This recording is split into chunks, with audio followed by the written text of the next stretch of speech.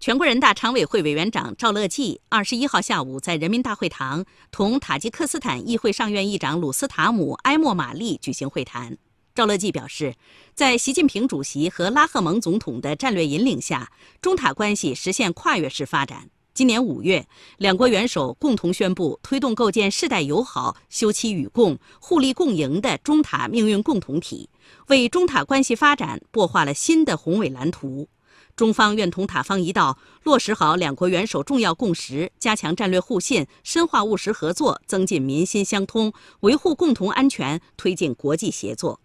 赵乐际说，中方感谢塔方长期以来在台湾、涉疆、涉港、人权等涉及中方核心利益和重大关切问题上始终给予坚定支持，将一如既往支持塔方走符合本国国情的发展道路。中塔共建“一带一路”硕果累累，希望深化经贸投资、互联互通等传统领域合作，开辟数字经济等创新领域合作，促进地方合作，夯实世代友好的民意基础，深化打击三股势力及毒品犯罪等领域合作，共同防范域外势力渗透干涉，维护地区和平稳定。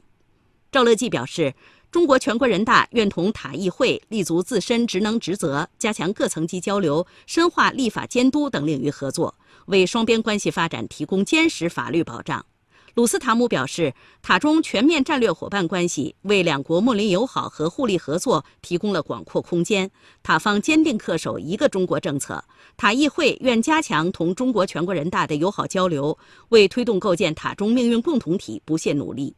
会谈后，赵乐际与鲁斯塔姆共同签署了中国全国人大与塔议会上院合作协议，并见证有关领域合作协议签署。张庆伟参加。